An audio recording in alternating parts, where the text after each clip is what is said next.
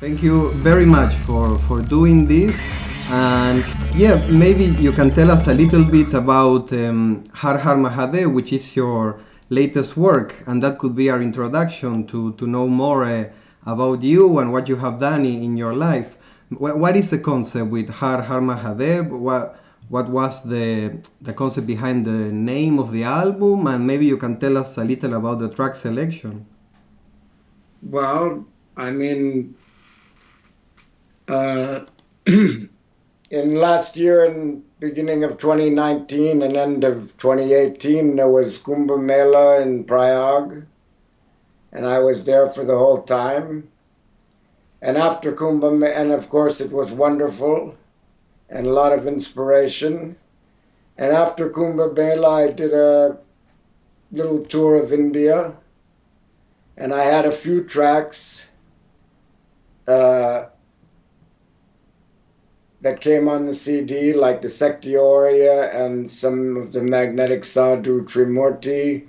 And I was playing those tracks in some Indian cities where I played. And at the end of my set, and the reaction was so big, and suddenly Lord Shiva blessed me with the idea that I should make a whole CD like that. So when I came back to the States, I had the idea to do that, and we made our track here pretty fast after I came back. I recorded my puja and also took some audio from some of my video clip of the Shahi Yasnan, the holy bath at Kumbh Mela, and we put those in the tracks. I told some of my other friends about the project also, and they made tracks. And and then I was waiting for some more tracks, and it came so many tracks it became a double CD. So one small question: were all the tracks made specifically for the compilation, or they already existed? No, most of them were made specifically for the compilation, except for the Sectioria and the Trimurti and Magnetic Sadhu one, except the Hara Hara Mahadev was a remix. I had another version before. But Magnetic Sadhu went to India and did a short tour, and then he went to Benares and some places in Juna Akhara and met some of our Babas and whatever, and got a great kind of blessings of that. And he went back to Brazil and just made all these tracks that really fit well for the narrative. First, it was going to be a single album, and I was just going to put a couple of those tracks, but then it became too many tracks, so then I decided just to put all of those tracks and make a double album with the other tracks that came also. Some came really at the last minute also, and it just all kind of came together. And Hara Hara Mahadev just seemed like, first I was maybe going to call it Mahadev, but Hara Hara Mahadev is more, because Hara Hara Mahadev, that's Yes, what you're we like say. exalting it. Yeah. It seemed like the natural title. And I wonder, I noticed, I don't know if I haven't listened to the whole compilation, just in moments, but I wonder, do all the tracks have mantras? Was this something you provided, or the artists were finding them? Uh, in both cases. So there was a musical concept to include mantras. Oh, yeah. Some I gave some recordings of some bhajans to some just as example, and gave some examples on YouTube or whatever, and then they looked and found their own. And of course, Sectioria's one had the kind of mantra from Devonki Dev Mahadev, because I'd given them those videos to look at of that program, which I also loved. And they just automatically inspiration made a track like that, and it was wonderful. And yeah, it all just kind of came together by the blessings of Lord Shiva, and I'm really happy because, being a devotee, it's really nice that it came through and expressed in this way. Yes, so maybe we can go a little already starting to. I mean, we have a lot of topics to cover and a lot of things we can say, but I would love maybe to go deeper on that. So maybe we can go to why do you feel also that your work and what you do connects with music and also as well with a very important spiritual part of your life. So I don't know, maybe if you would like, we can go a little back to, because for me, I have to say, your unique taste of music is very particular. Your mixes, your sets have a very strong intention, and they seem to be very thought out and well planned. So I would love to pick your mind a little bit to know how was your first impressions of music, like how slowly did you begin to build this very unique taste and sensitivity you have for music. So what Well, was the first tracks in your life that you enjoyed? How was your first moments of remembering that you enjoyed and felt music? I mean, music somehow my whole life, music's been there like the soundtrack of my life. From when I was small and I used to hear on the radio at the beginnings of rock and roll and whatever, and Elvis and this and that and all kind of old thing, and then yeah, I just was always into music and kind of like. I remember you mentioned me that one of your first vinyls was it La Bamba or Elvis? No, my first 45 that I ever got when I must have been, I don't know, 8, 9 years old. It was a single of Elvis Presley. Oh, okay. Be Your Teddy Bear. Then the first vinyl long play album I got was Richie Valens' memorial album, which was released after he died in the plane crash with Buddy Holly and the Big Bopper. Oh, okay. Wow. Right. Yeah. So also they were in. I forgot that they were in the same plane actually. Wow. Yeah, yeah. Wow. So I've been following music for a very, very long time. I went through nearly every kind of music to get to where I am today, and it's all history somehow. No, yeah, because 60s and I went from that kind of music and Elvis and whatever and the early rock and roll. Then there was the soul music that came out, which I was following quite a lot. And then in the 60s came then also the Beatles and the Stones and the San Francisco sound. And then it just mushroomed into so many things. How would you get your music when you were young? Were your parents listening to it or you got it in the radio? How did you manage? My parents listened to their own music, that they liked, like Frank Sinatra and whatever. Okay. My mother and father were both musical. My father actually grew up in Hawaii and played ukulele and sang all the Hawaiian songs and stuff. When people would get together, they'd have gathering or whatever. Oh, so your father played ukulele? My mother tap danced. Very early on, she got me piano lessons as a child, but then soon I switched to guitar. Okay. And did you teach yourself guitar, or was it something that you went? Yeah, I teach myself, and I got some song books. I already knew a little bit from the piano lessons and whatever. And and it was the time of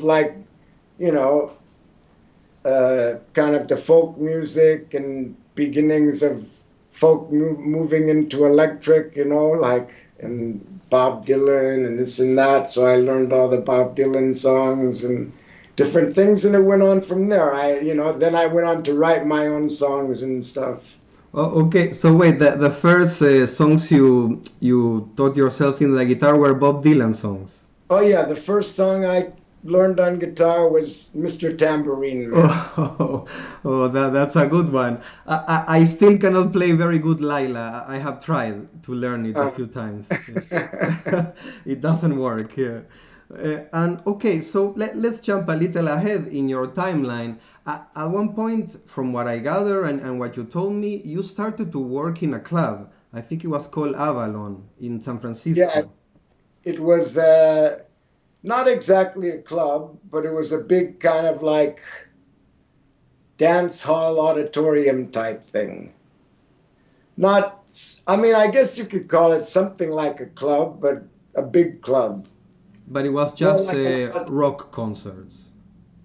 it was in San Francisco in the beginning of the 60s music scene that blossomed, that exploded here.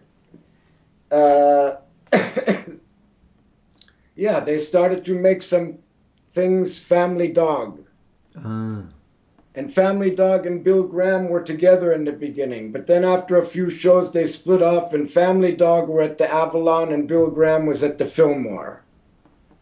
And I ended up working at the Avalon. So yeah, I saw all these shows every week. I was the guard of the band room door Oh. for a while, and then in '67, and then in '68, I took around the posters and advance tickets and handbills and stuff every week around the Bay Area here. And yeah, and I had a great opportunity to hear a lot of music and meet a lot of musicians also. I mean, what because from what I understand, you were quite young also. What a privileged position to be the band guard Well, somehow. that was already some, I'd already been going over to Haight-Ashbury and sitting on the sidewalk in front of the psychedelic shop quite a while before that. And then I started going to all these shows.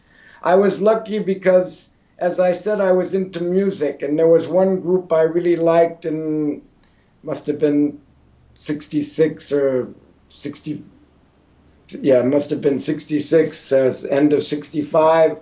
There was a group from LA called Love, and I had heard their music also because I was really into music, and I was trying to find all kind of new music already then. And they were coming to play in San Francisco. So I got my mom to take me over there Yeah, because I because didn't drive yet. exactly, And you were young and you live far away. we went there and saw them play, and I went backstage and met them and got their autograph and stuff and Oh, took wow. photos. But this was one of the first Family Dog events. It was like the second or third one, Longshoreman's Hall. It was Oh, called a wow. tribute to Sparkle Plenty. And there was maybe Jefferson Airplane and this and that there too. I forget who was playing with Love. Wow. But I used to have the poster, but not anymore. Uh, and then it was like all these hippies there and light show and these bands playing. And I got exposed to that. Hmm. Then later on, a couple weeks later, or not that long after, the Young Rascals came, who I liked also, and they were playing at the Fillmore. So I went there, and again, it was the same kind of thing. And I met a few people, and I really got into it. And then I started to go to all of these things. Okay. And like Wow. hitchhike over to the city and go to the thing and take the bus back or whatever, like. Yeah, And because I was crazy for music, and this was the good music, and I got really into it. And then I was hitchhiking over after school every day to Haight-Ashbury, sitting in front of the psychedelic shop. So very early on, it wasn't that big of a scene yet, so I met a lot of people. yeah, I mean, I guess they were not so And I famous did this yet. thing, and I did this concert on Mount Tam in the area where I grew up. There was an amphitheater up there, and I belonged to this group called Marin Youth for Action. They wanted to make a conference on the pros and cons of drug use because it was '67 and it was a big topic. And I said, I got a great idea. I know all the bands, and we can make a benefit concert at Mount Tam Amphitheater and get the band's benefit price and you can make your conference. They said, you can do that? They said, yeah. So I got Big Brother in the holding company with Janis Joplin. I got because I knew them all. Quicksilver Wow. Messenger Service, the Charlatans. And at that time, living in Mill Valley from Toronto, Canada, was a group called the Sparrow. After that, they moved down to LA and changed their name to Steppenwolf. Mm. So they also played, and everybody played for like benefit price, $250. We got the amphitheater for 125. I got San Francisco poster artist to do a poster, and got the announcer from the Avalon to come and announce, Eric, and tied the family dog in a bit, and then the whole thing was a huge success, and they got their money for their conference, and we advertised. Some of the bands were playing at the Avalon that night, so we advertised there too for that. And then after that, they liked my style, even though I was like, 15, 16. And, Yeah, can I ask you about that? As the band room guard.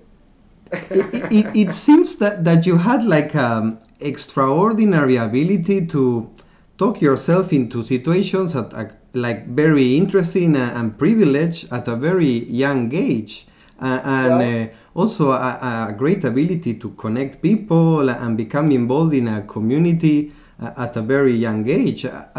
Me at 14, 15. Oh, luckily people were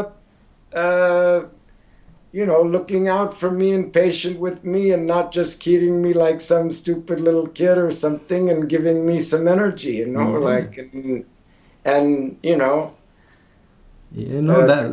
that's it was a good time. It was a magic time. It was it was like this explosion of consciousness happened at that time, and everybody was kind of riding the wave, and for a couple of years it was very magical. I imagine also at that time, I imagine that the conversations with people must have been very interesting, and I don't imagine also it must have been that everyone is kind of feeling the same thing at the same time. For you, clearly, even if you were young, you were very aware of it. I mean, were you conscious of the cultural aspect, or it was mostly the music that you care? Or you like also all these ideas of being a hippie and creating a different lifestyle? Yeah, it was a whole new thing. I mean, I was just going with it. The music brought me in there, but then the whole thing was really somehow cool. So, I was just like spontaneously, following the flow, what to say. Wow. But I learned a lot of stuff then. For example, even at that time I got exposed to like spiritual books, and I went to some spiritual bookshop, and I got some books and whatever, and about magic and this and that, and I set up my altar. Even at that time I had an altar, and I used to do like pujas. Wow. And, burn a certain kind of incense, burn a certain kind of candle, whatever, chant incantations, whatever. I was already somehow exposed to that then. Oh, wow. And I was doing astrology and tarot and this and that. When I went to India and discovered the sadhus and yoga and all that, it was kind of like all that other stuff kind of fell away, because the path of yoga was like what I had been really looking for, and was so much, it was like made so much more sense. Wow. I mean, it was an evolution, I guess it was preparing for that. For me, it's very interesting that you were already training yourself into ceremonies and rituals. It was like, because some of the older, some of my, I wouldn't call them my peers, because I was like, most of the people I was there in the city with, spending time with, were 18, 20, whatever, and more. But, some of them were also keeping altars and this and that, and showed me holy books and whatever. Somebody gave me a Bhagavad Gita, and so... it was there. yeah, it was around me, and then I started, also. So then, okay, maybe now we can jump a little bit more forward in the story, and because at one point you told me that there was a moment of disillusion. Maybe everyone knows historically about the end of the summer of '69, and maybe some people consider that that was the end of the movement. Maybe you can tell us a little how that moment was for you. You got in it, you met everyone, you were doing events, following Right. bands. Yeah, and then what was it?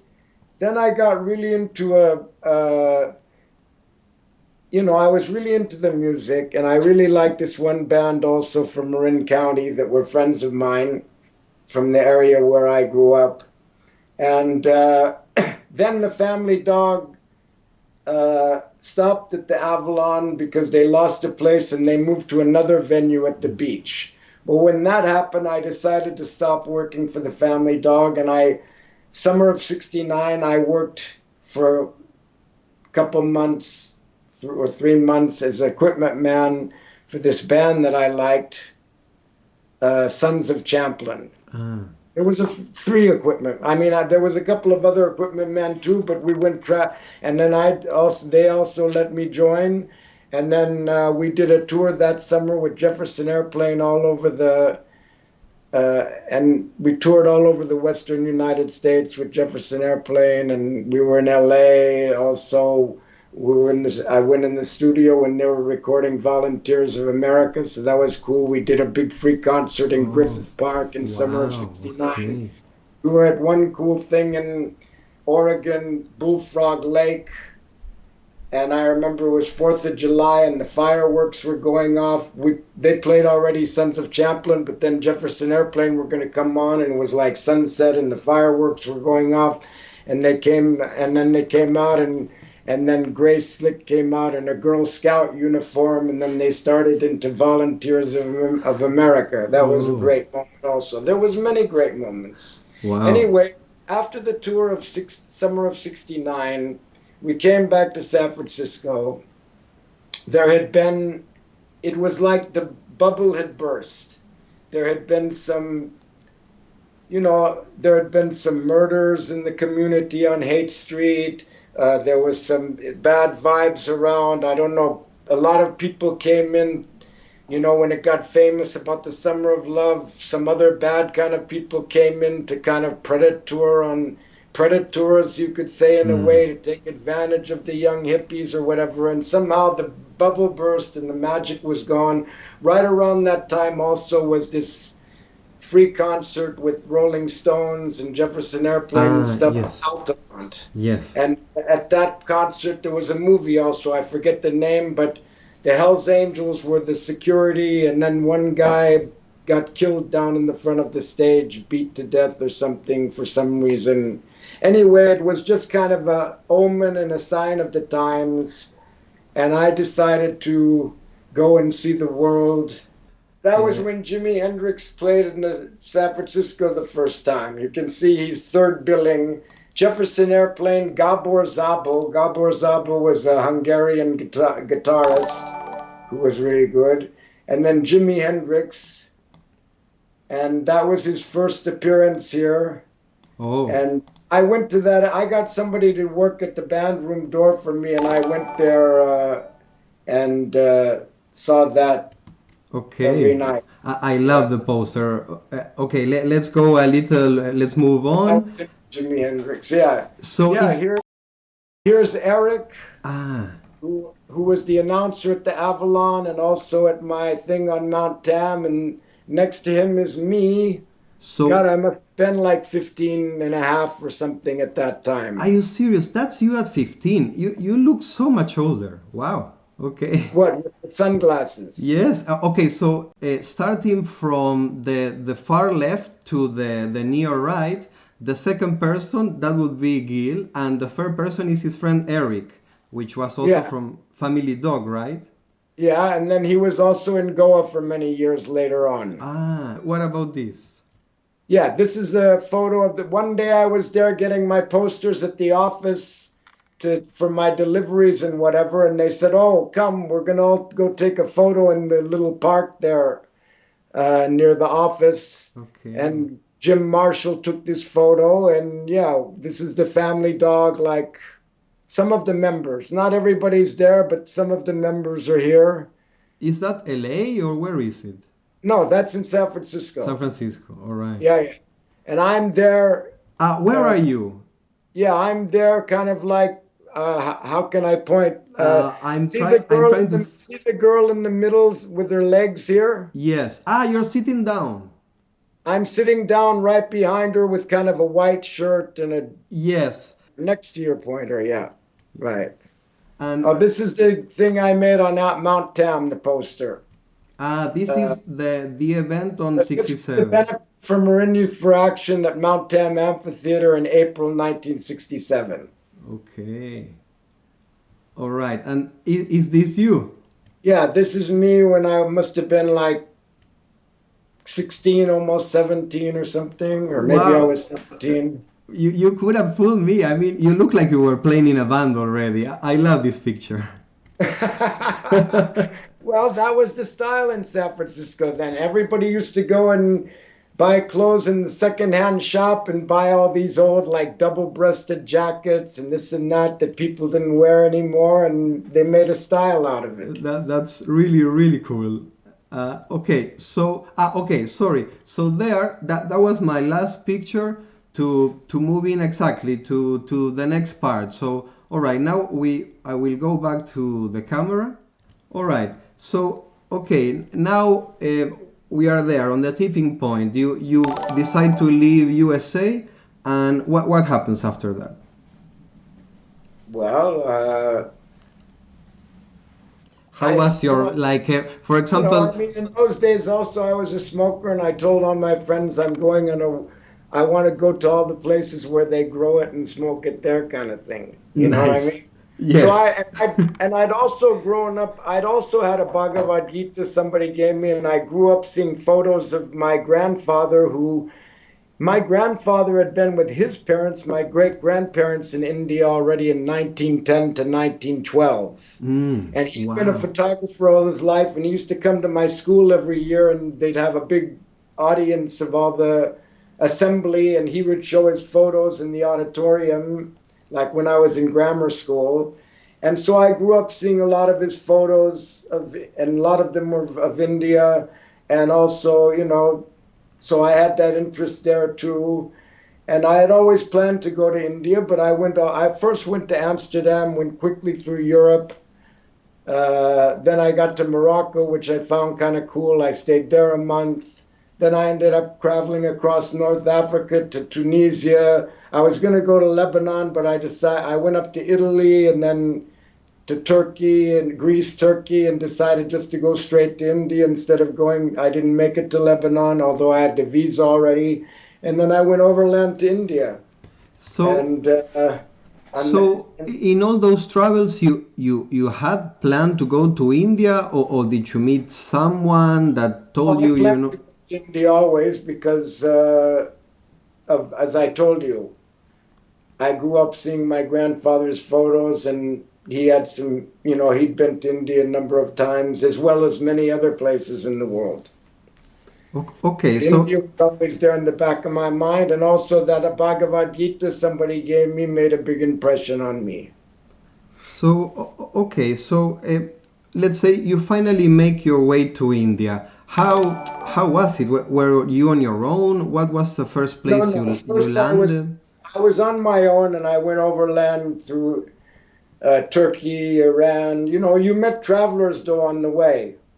It's funny because even some people I met that first night in Amsterdam, I met also here and there all over the place on the way. Oh, wow. And India and stuff too. But anyway, I met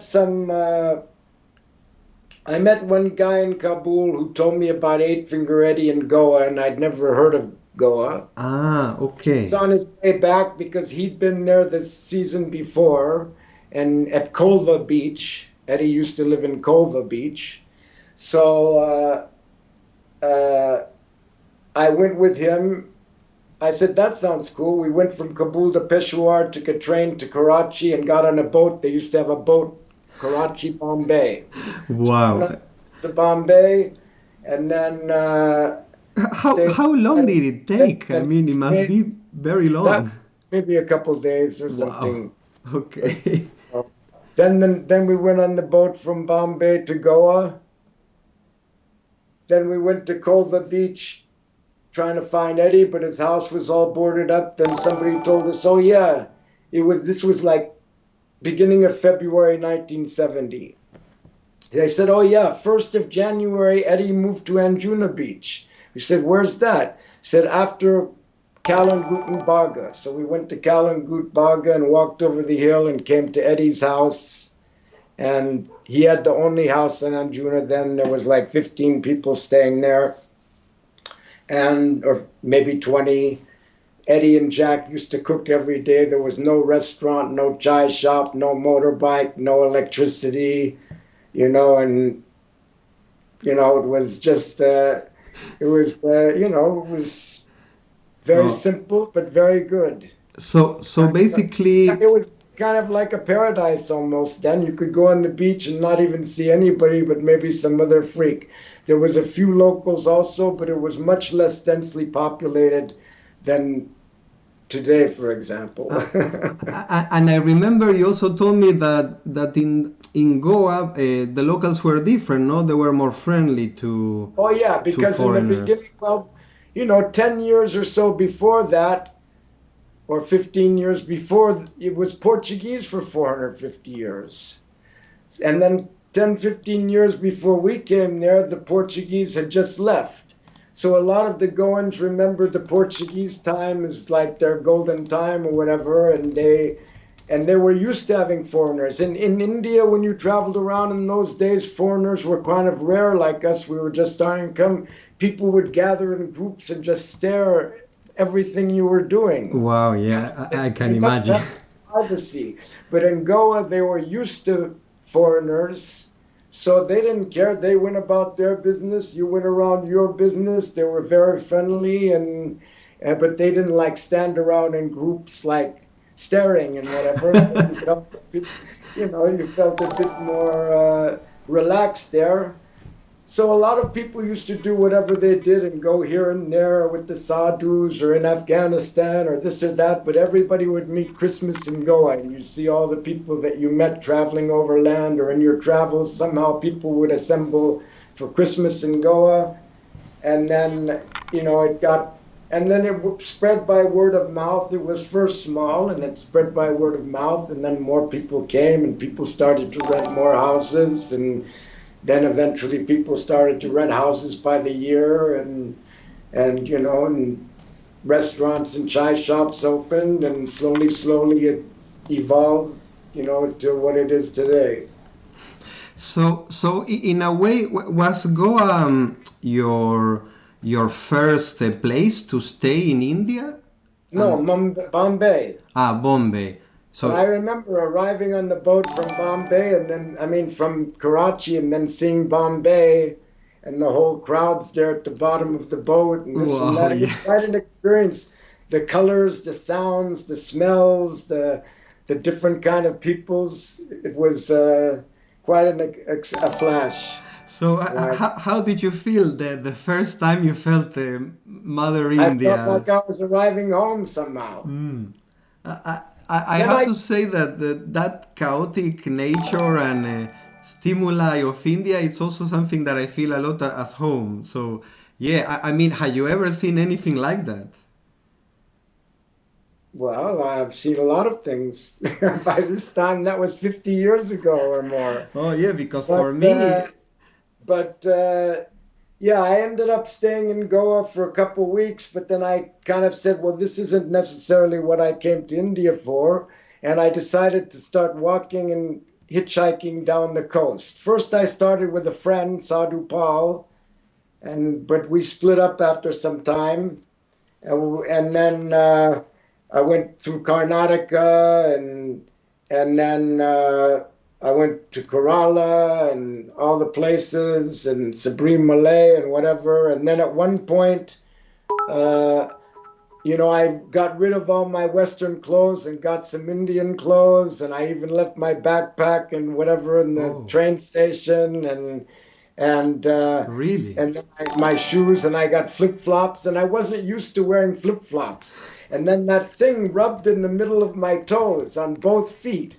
And then it ended up getting infected. And I remember I went to the hospital, like in Trivandrum or somewhere, and they like cleaned it out and bandaged up both feet. And I had bandages on both feet, Oh whatever. Then I my. started to take the bus and whatever, instead of where, and then I went through Tamil Nadu and all the different temples, and then up to Andhra. I had so many different. It was great India then. That was a so magical time. And then Andhra, and then I got up to Puri and Konarak and all that. And then in Puri, I mean, I'd already had encounters with sadhus at different temples all over. But then in Puri, I met one, a Gauri sadhu, who spoke English, and actually he had been with a guru in Calcutta called Chiranjiva, who actually was in San Francisco in the 60s, and I knew people who were with him. Ah, So we had okay. this connection somehow that he knew that guy, and I kind of knew of that guy. And he spoke English, and we started to travel together, and then we went to Calcutta, Benares, Oh uh, wow. many places, and then he ended up in Himachal and whatever, and then ended up in Kashmir for Amarnath Yatra. And we ended up in a temple, big temple in Kashmir, full of like all kind of Babas, and there was one old Guruji there, and then uh, he became my first Guruji and gave me my first Guru Diksha. Oh, okay, so And then, yeah. just to ask you before we go that just to know maybe how are you feeling and thinking like when you decided to start, let's say, the spiritual part of your journey in India, did you have something in mind about being No, it was initiated? just all spontaneous. Mm. Everything was spontaneous, and I was just following the flow. But the good thing was is that I traveled alone and I immersed myself in India. And India showed me her many wonders, It's like, I didn't have somebody who spoke my language or somebody from my place to reinforce my previous programming or anything. I just immersed myself in it and went for it, and just one thing happened after another, and one door after another opened. Yeah. And by the blessings of Lord Shiva. I mean, I realized that it was Lord Shiva who pulled me to India anyway and all this. I mean, it was strange, like, to come all the way around the world Yes. and come to those places. And at such a young age also, not Yeah, many people have the courage to do that. I Not was, well, I guess I was just a crazy young freak, and I had the opportunity to do it. And so I did it. And my family had a history of that because, as I Mm. said, my great grandparents and my grandfather, when he was young and whatever, they went already around the world in the early 1900s, Yeah, some of the wow. first tourists. Then my grandfather lived in Paris for many years and studied painting at Juilliard Art Academy and whatever in World War One kind Wow. of time, before World War One and around that time. And then, and then he was an architect and a photographer, and he traveled around the world a lot and took photos everywhere, and I grew up on his photos. So as I said, that was also, Mm. you know, No, and also it looks like you were talking about like not many people pushing your programming or your conditioning, and also you talk about Lord Shiva, like he almost like snatched you so young, no? It's like you never had a chance to. maybe when my great grandparents and grandfather and his brother were in India in that time for 2 years, 1910 to 1912, maybe they got blessed by some Baba, and so I was born in this family or whatever. I don't Yeah. know. I have Wow. you want to hear an interesting story? Yes. Okay, they traveled all over. they arrived on they had come on a boat from San Francisco to Japan, China, whatever. They were in Shanghai when the Boxer Rebellion happened. Shanghai was on fire. The boat had to Wow. leave quickly. They came Really? to all the Southeast Asia. Then they came to Calcutta. They were 2 years in India. They had their whole tour planned in advance through Thomas Cook. Some Wow. tour guide met them in Calcutta at the boat and stayed with them for 2 years. And they went around all kind of places. Like he told Oh, me when they wow. went to Mount Abu, they took horse carts, and then one horse cart would go a certain way, then they'd switch to another horse cart and continue to get to the top or whatever. Oh, Anyway, wow. after their whole trip through India, they arrived in Delhi. It was 1912. They had 2 suites at the best hotel in Delhi. I don't even remember. I don't know what the name of it was, but he told me best 2 suites at the best hotel in Delhi, and they got in, checked into their rooms, and then there was suddenly a knock at the door, and my great grandfather opened the door, and they said, "Oh, hello. Sorry to disturb you. We're from the local government. We know that you've had these suites booked for the last 2 years, but the thing is that King George is coming to be crowned Emperor of India, and we require these suites for visiting dignitaries. If you would be so kind to Wow. give up these suites, you will be the personal guests of the Maharaja of Gwalior at his castle in Gwalior." Oh, So wow. they said, "Sure, great, no problem." So they went there and were the guests of the Maharaja of Gwalior, and my grandfather had paintings of the Maharaja from the court painter and this and that, and anything. Oh, Uh, wow. yeah. Okay. Wow. So So it seems that the blessings, good luck. it's old photos, like old black and white photos from that time from all around the world. They're really incredible. Wow. It was a different world then. Do you still have any of those or Oh time? yeah, yeah. The trunk is there. Wow. Wow. All Well, these old photos. And Europe at that time, wow, you should see how it looks. Looks yes. so good. That, India, actually, in the photos, India still, in some ways, it didn't look that different from when I first went there. yes. India is outside of time. Yeah. India's changed because of globalization, but when I first went there, it was still like it ever was somehow. Wow. Wow. Okay. So wait. Let's go back again. So you're finally with your first guru, but I wanted to ask you first about him. Like me, for example, the first time I was there in India, it wasn't easy for me to approach gurus. You know, I felt a little intimidated I was or traveling scared. with this I was traveling with that Baba who spoke English. Ah. He knew that temple. We were going for Amarnath Yatra. We came and stayed there. We were staying for some time, waiting to go for Amarnath, and many Babas were there. Hmm. And this Agori was a friendly, open one. Like he Yeah, was. he was a good he was kind of like he was a kind of an like that's the one thing I saw about Babas too. Like I thought in San Francisco, I thought the hippies were really cool, right? Hmm. And there was a lot of cool people, and I met many people, all the musicians, whatever, they were really cool. But when I got to India and then I saw the Babas and realized that, man, these guys left everything to devote their life to the pursuance of finding self-realization and oneness with nature and the universe.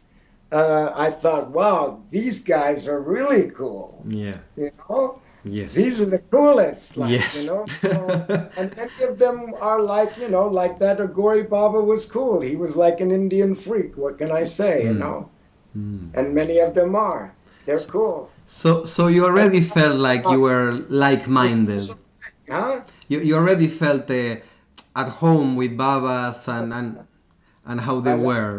that. Of course, at first it was a bit awkward because I wasn't familiar, but I was young and innocent and open, and people treated me well. So all the doors open, everything was great by blessing of Lord Shiva. Hmm. So, and Guru so Maharaj. maybe you can tell us a little about your first guru and how was it? Actually, he was great. He was the mahant of a whole temple there, and his thing was many years he'd been there. He was actually from South India, but lived in Kashmir for many years, and he used to during the year, he'd go around to all the merchants and shops in Srinagar and wherever and collect grains and dal and this and that. And every year, Amarnath Yatra with all his chelas and sadhus make a big camp and go with many horses and cooking pots and this and that and make bindara langar. They used to feed all the people. That was his Ah, thing. yeah, Even at okay. the temple too, every day, twice a day, food, and for anybody who was hungry. And then Amarnath Yatra every year, they'd take a big camp and make food all the way up and back. So that was his trip. And I went to Amarnath a number of times. That was really good. But yeah, I he was you know great man. I didn't spend that much time with him. We spent a bit, but then he passed away fairly quickly after. And about the initiation and all of this, was it something like, I mean, you had already kind of taken the decision that you wanted to follow them, or it was something more like it happened? Uh, Yeah, it kind of happened, and they did it, and then there was they gave me a five guru oh, sanskar there at the temple, and oh, then when he died, one of the other guru was I took up as my main guru after, I which is see. Premgiri, Mahant Premgiri So, of Juna Akhara. so then So I exactly. went to Kumbh Mela so then I left Kashmir when it started to get cold and I wanted to go. He sent me to go on all the Jyotirling. I Uh, went around some Jyotirling and whatever in Western India and here and there, and then I went to and then I made a quick stop in Goa again, also in end of 70, just to see all my friends, and then I went to Kumbh Mela 70, beginning of 71. so there, Then, I imagine that it must have been a break for you, no, to suddenly leave all your friends in Goa and go so deeply into life with the Babas and part of the Juna Akhara. I remember you even told me that your friends sent you like a postcard, no, telling you that that they were was missing. yeah, right. Where are you? We want to see you. So then that was the next year, 70, yeah, end of 71, I believe. Ah, okay. So But then I ha- went to Kumbh Mela and then I stayed with my Mahant Prem Giri ji at my Guruji, who became my next Guruji, at Juna Akhara, and we were in one tent with also Bhagavat Giri and Virgiri, who was a good friend of mine for many years. Unfortunately, he passed away a number of years ago, but he was really like my brother also. Mm. And that was a great mela also. After that, having some big experience, I decided to go and start doing yoga in a very serious way. And I wanted to learn it completely, so I found one yogi who I went to then and learned all the techniques of kriyas and all the pranayamas and asanas and whatever for a few years with him also. so And so it was at there. that time when I was at that time when I was doing a lot of tapasya there near the Ganga, and these songs that we were talking about, the songs, they came through me and I just knew how they were.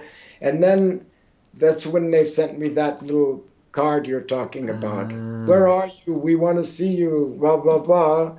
And then just at the same time, there was a India-Pakistan war. oh, okay. And then India was kind of leaning toward Russia in those days and Pakistan toward America. And then this war happened and Indira Gandhi was in. And then all Americans got 2-week quit India notice. Okay. Thought Americans on the side of Yeah, like Pakistan. they're the enemy or something like So this. then, my yogi sent me down to my yoga instructor sent me down to Delhi, and he had a devotee who was the father of Indian Parliament, the father of Mm. Indian Constitution, Sat Govind Das, Wow. a member of Parliament. So he sent me to his bungalow, and uh, and then with a letter, and then Seth Govind Das wrote me a letter on Lok Sabha paper, and I took that to the Foreign Registration Office, and then I immediately got a year visa again, so I didn't have to leave India. So I thought, since I'm in Delhi already, let me just hop on a quick train to Goa, since those people want to see me, my friends. So I went down there for a week or 10 days, and yeah, and that's when I, at a campfire on the beach, because parties were a campfire on the beach with guitars and flutes and drums in those days. It was really the beginning on a full moon or something. And that's when I came there to that fire. And I wasn't I was doing high yoga practices and not smoking or anything in that time. Mm. And I came there and picked up a guitar and bring, and then woof, I made contact, and then those songs started to come through. And I saw it was like so still, and people were just absorbing the energy, and even beings of light I saw coming and sitting between the people to hear this divine music that was coming through with all these spiritual words. And and then I realized at that time the power of music to uplift people's consciousness and even take them to the highest level, this cosmic link up. And I've been kind of concentrating on that ever since. So, First, first was playing guitar and singing the spiritual songs. Then we got bands together. Then it moved to moved to DJing.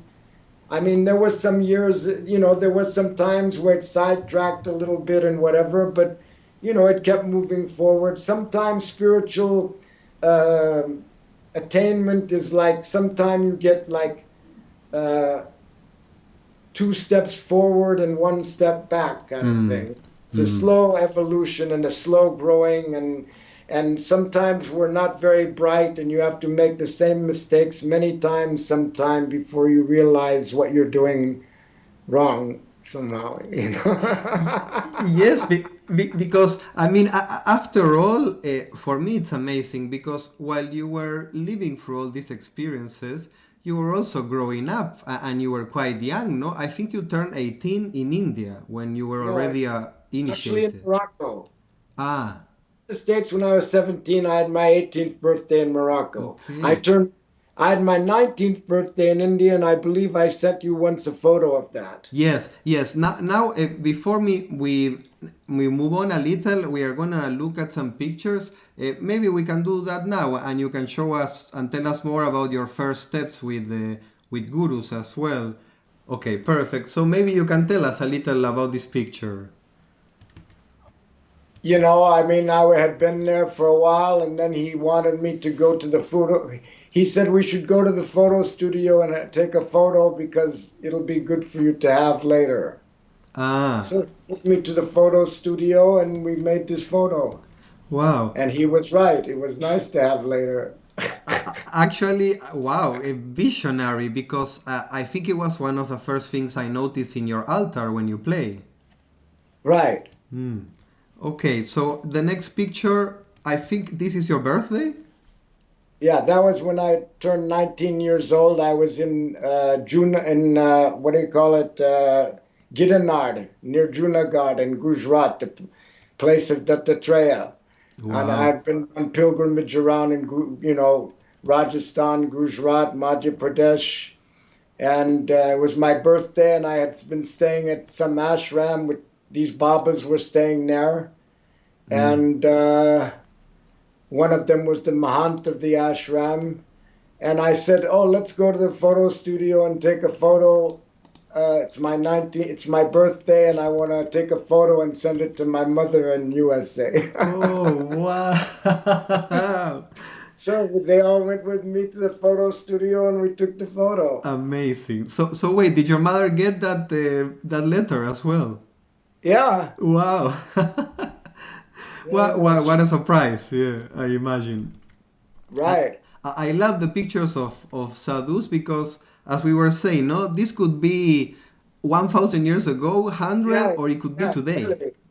Especially in that time, this is end of 1970. In that time, it was India was still, it was a lot different than now. What to say, you know? Yeah, I You can could still, imagine. yeah, you could still be in places where you thought you were like in biblical times or something, or ancient times. Absolutely. I love that of India. It really breaks the perception of time. So, okay, this is you, I think, 1 year after? No, this is in 69. Ah, okay, so this is Or before. maybe this is like beginning of 70 when I just arrived to India, maybe. Ah, all right. And here, who is this? This one actually I don't know. Oh, how did you get that? This is in your Oh, in my scrapbook. scrapbook. Right, okay. This is when I was traveling around, this was my first really big spiritual hit in India. When I was first traveling around, as I told you, I left Goa and went around the Horn of India and visited many temples and places in Karnataka, then Kerala, then Tamil Nadu. And then I was coming from Madras to uh, Andhra Pradesh on a bus. And on the bus was next to me sitting one man. He spoke English. And we were talking about Bhagavad Gita and this and that. And it turned out actually he was a Muslim, and he spoke good English. He was the district attorney of Nellore, which is a place in Andhra Pradesh. Okay. Anyway, he told me about this yogi. Oh. And he said this yogi, when he had been young, like he was a cow herd or whatever, or a goat herd, and then he supposedly went and saw some cinema of Krishna, and he came back and sat under a tree and went in samadhi. Oh, okay. And then he used to take a little bit something the villagers would bring, and then they built a little hut around him, and then he stopped taking anything and went in samadhi most of the time. And then at one point, some local politician or commissioner or whatever came, a couple of them in front of him, and people used to come because it was this yogi in samadhi boy. And then he opened his eyes and gave them a teaching and told them that they should build a temple around him and nobody should disturb him, Okay. because he's going in high levels of samadhi. Wow. So then they said, Maharaj, at least the people should be able to have darshan once a year. So he agreed, and they said on Shivaratri. So the temple was built, and he was in there, and once it had a seal on the door, and once a year they'd open it for Shivaratri, and there would be darshan. And he didn't eat for like 30 years or something, or drink, they say, right? Okay, now I want to tell you my experience. I came there, one of the first foreigner ever to come there. Immediately, one of the old men of the temple committee picked me up and showed me around town. I even went and met the yogi's parents and this and that, and showed me everything. And then it came the day for the big darshan, right? Sivaratri. So they took me with them, the temple committee, and we went down under the temple. There was like a cave or something downstairs with a door. Wow. And it had a seal on it. So they opened the door and turned on the light, and there he was, sitting on this tiger skin with the hair like that and the nails like that, and you couldn't even see him breathing. He was like shining. And Wow. and they made sure everything was okay, and they did a arti and everything and whatever. And then we went out and they closed the door. Then we went upstairs where there was this wooden pandal with slabs of wood all around, and there were stairs that went up and in front of the pandal and down where people would come for darshan. So we went up there and they started to take out the slabs of wood from this pandal, which wasn't so that big. And there he was sitting exactly as how he had been sitting down in that room. On the tiger skin, the this, that, everything exactly the same. I mean, how did he get there? That's what I never understood. Like I tried to look, is there a trap door or something that he could come up? But it didn't appear that that was the case at all.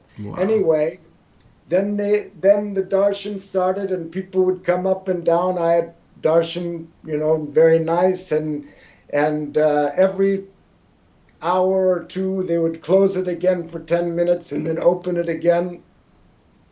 And the next afternoon, because it goes on for like 24 hours, and the next afternoon, after lunch, say 2 o'clock in a quiet period, they even allowed me to sit there next to him and meditate. And maybe it was by his will or Lord Shiva's will or I don't know what, but I got to sit there and meditate next to him. Wow. And that was like that was my first really big kind of spiritual hit and kind of initiation and blessing was from this. He's called the Bali Yogi of Mumrivaram. Mumrivaram is the village in Andhra Pradesh where he's from. The temple is still there. He left his body in the 80s. I was there a couple of times, like 70, and then I was then again there in 74 or 73 or something, 72, 73 maybe. Wow. And he left his body in the 80s. And it was amazing. You see his jetta going all the way out of the picture there. Yes. His nails were like this also, and he was just sitting there like shining, and you couldn't even see him breathing. And wow. And that was my first big. I don't know what word to put. To be honest, I thought it was just a picture you found in a book, not a person you had met in real life. Wow. I mean, I met him on a higher level, I guess. I mean, I didn't speak to him because he didn't speak, he didn't move, he didn't breathe. Still, wow. For so many years. And also, if people are interested more in this, on my website, I have somewhere there like a little section about him, maybe in the sadhus and yogis section. And I have some photos and the poster I got there at the time, and that I found recently in my things, and also one little kind of booklet I got at the time that had some translation into English with some of his teaching that he gave when he opened his eyes that one time. Okay. Wow, amazing. This one really, thank you so much for sharing that, because you just teleported me to another time and space. That must have been very special. Okay, let me see what else we have here. Okay, here, where are you guys there? This is a 1970 pilgrimage to Amarnath Yatra. This is taken in Pahalgam. Okay, so this is the same place you had mentioned before, where you also... Well, no, this is the first place we camp when you go to Amarnath Yatra. You come to Pahalgam, and the first camping is there, and then the next place is Chandanwadi, then the next place is Panchtarni, and then from there you reach Amarnath Cave. So you're on the way there, I see. Yeah, this is the beginning place, Oh, wow, you have these also. I love these ones. How not to put them. The 70s filter and the place where you are. Maybe you can tell us a little about this time and how was it for you? When I was in the foothills of the Himalaya after in Kumbh Mela 71, I shaved my head, and now it was growing back a little bit, the hair, and I was in jungles above Ganga and above Lakshman Jula over there somewhere up in the jungle, and I was doing a lot of just a yogic life. Yes. from morning till evening, and a lot of tapasya, and standing in the Ganga chanting mantras and kriyas and yoga and pranayamas and meditations and and also running cooking and all kind of thing. Just the whole lifestyle. I really have to say that when I see these pictures, for example, it really looks like you love the yogi lifestyle. Not only liked it. It really seems you went very deeply into it, because I imagine also the Very situations. deeply. And actually, all those periods, you know, that whole period of the early 70s was actually, when I look back at it, one of the happiest and best period of my life, because it was, simple and close to nature and close to God and very pure. And of course, I've had wonderful life, everything since too, but it's been a lot of traveling and this and that. Now is the first time, so many years like kind of went because it was like one thing after another with the Yes. touring and the melas and the this Yes. and that, traveling all the time.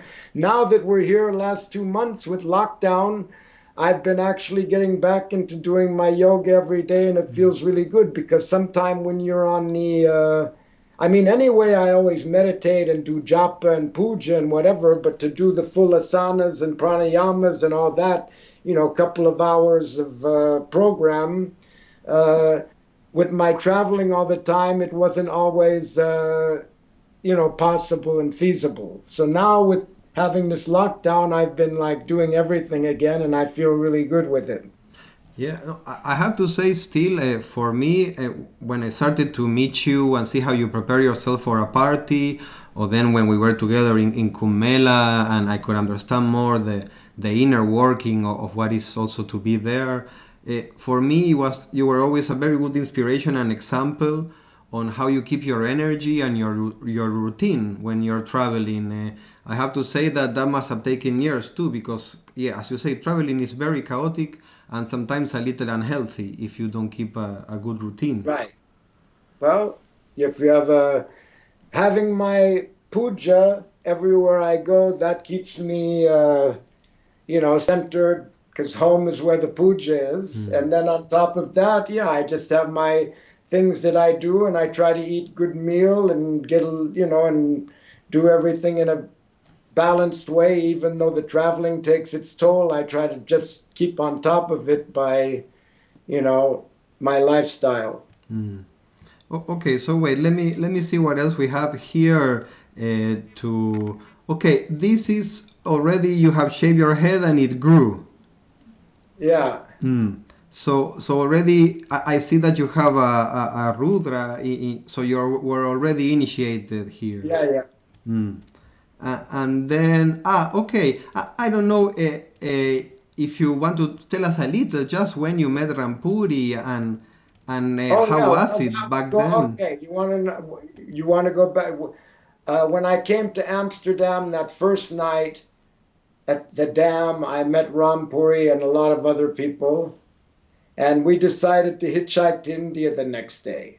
So we Oh. met the next day and we started the hitchhike. We got to Belgium. I remember we were sleeping in a field and the police woke us up. And then we went to Luxembourg and we were in a youth hostel. And then he decided to go to Paris. And I met some people who were going to Spain and a VW bus. So I went with them and he went to Paris. And then I went to Morocco. And when they dropped me at the Barcelona train station, I met another guy, American guy I'd met in Amsterdam that night, and he had a little VW and was going to Morocco. So I went with him to Morocco, and we got a house in the Kasbah, and then I stayed there a couple of months, and as I said, traveled across North India, and then up whatever, and then overland to India, and then met that guy in Tobias in Kabul, and then went to Karachi to get the boat to Bombay, right? Hmm. So when I was on the boat we got on the boat, and then I was looking off the top of the boat down, and then I saw Rampuri. I said, Ah. hey, and then he came and he arrived on the same boat. So we Okay. actually did arrive to India together, even though we split up, but with the intention was to go to India, right? Oh, I I've see. been in together. We all stayed in Bombay one night, and then took the next day the boat to Goa, and then yeah, we went on, I went my own way, he went his own way, but during the course of that year, we both found Gurujis who were involved with Juna Akhara, and we used to meet here and there all over, and in Delhi or wherever, and then we met again in 71 Mela, and we met all over the place ever since, what to say. But 50 years, more than 50 years now. just to clarify, when you met him in Amsterdam, you didn't know him. That was the first time. Oh, but he was another American freak. He was from LA. I was from San Francisco. No. Wow. No. We spoke the same language because he was like, same generation, same. Yeah. It makes sense. And okay, so let me move on to the next picture. Well, who That's are also these? in Kashmir. In Kashmir. Okay. Yeah, at my first Guruji's temple in Kashmir. Okay. All these Babas used to come from Amarnath. And this is same period when you were in the Himalayas? Yeah. I love the black and white. It looks so good. Although I think yeah, right. And this is in South India in 72. Oh, I made okay. a trip with my guru, one of my Gurujis to South India in 72, and we visited many holy places. He was originally from South India and wanted to see it again. And we had good reception wherever we went because he was fairly famous there for his work in Kashmir and Amarnath. All right. And okay, let me move on to the next one. Okay, this I don't have the date, but I guess it's a little. That must be also around 72. Okay, so now we are going. I guess also, yeah, now we are in 1972. Yeah, this must be summer of 72.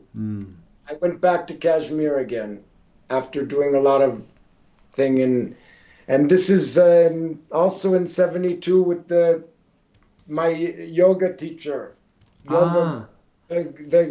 The yogi that I went and searched out to learn because I had heard he was one of the best yogis in India for technique of asana, pranayama, kundalini, and kriyas, and etc.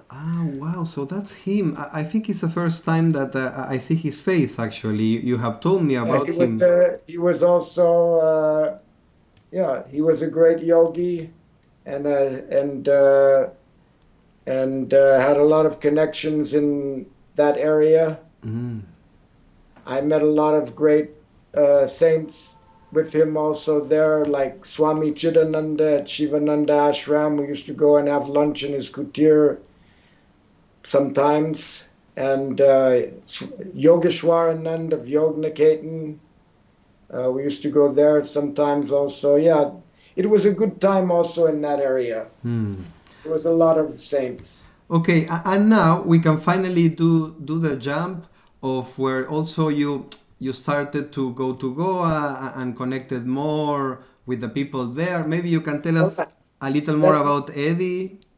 Eight Finger Eddie, yeah. He was when I came to Goa in Anjuna, he had the only house and the people, he was kind of, the father of Goa in one way. I mean, of the freak scene in Goa anyway. And okay, maybe okay. He was amazing. He was an amazing free person. He had been a bebop jazz musician, and zoot suitor and World War II time or whatever, and then he was like a beatnik. He was very free in his mind. He wasn't didn't have a lot of attachments and didn't have a lot of desires. He was a very special person in his way. This is like, this was the Christmas party 71 up on the hill in Anjuna. That Tobias made a big hut up on the hill and a big fruit salad and invited everybody, and it was a Christmas party. And there in the middle of on the left-hand side standing is Tobias. Okay. On the right hand there is Eddie.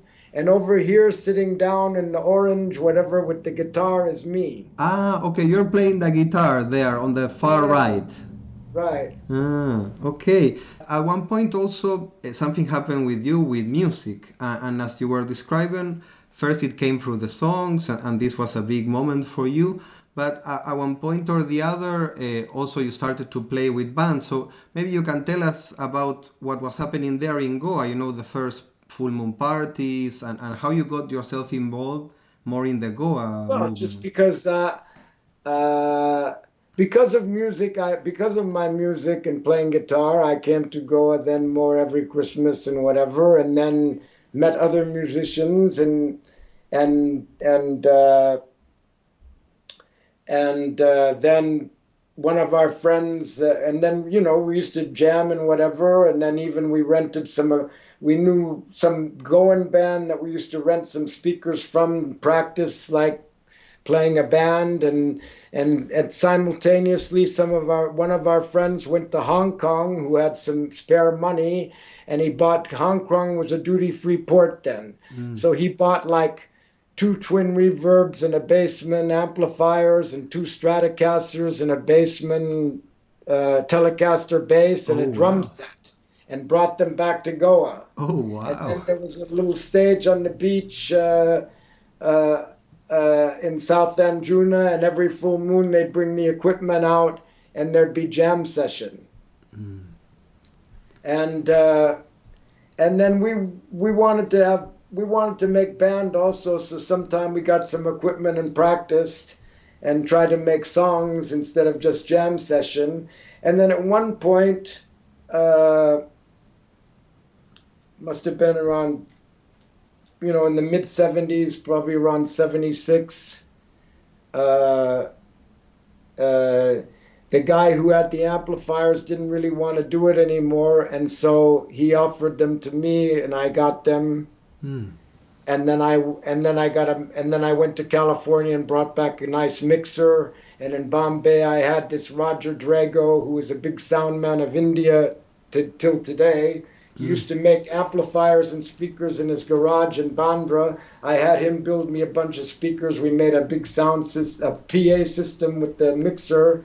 Took Oh. that on the boat down to Goa. I had rented a house in Shapura called the Music House that was at the top of the hill there, and we put all the equipment in there, and I lived there in the music house, and it was a nice big house with there was nothing around it in those days. Now it's all built up. It Mm. was just a big house, and down was another big house that's now Roma Cafe or whatever, Ah, really? So that Yeah, they were hill. the landlords of this other big house, music house, and otherwise there was nothing around. So it had a Okay. nice big veranda. So I had the equipment set up there. It was a place for all the musicians to come and meet, and then different bands formed, and each day band had a different day to rehearse.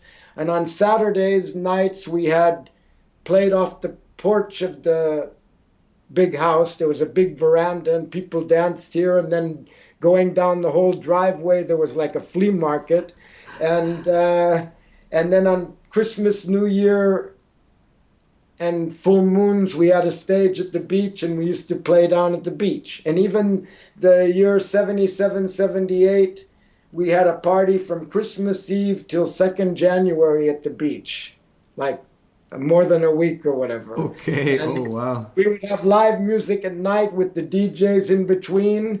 And during the day, our equipment man, his name was Cowboy, he was uh, camped out in a tent with his dog there at the stage, and he would just change the tapes, and it was blasting out music on the sound system, and while people were swimming at the beach and whatever. So it Wow. was in those days we could do what we want because people respected the live music very much too, because Goans had a tradition of live music, right? And they could Mm. understand that kind of music. Okay. Later, when the boom, boom, boom and big sound systems and techno music came in, they didn't understand it anymore, and they got disturbed by it, and then problems happened.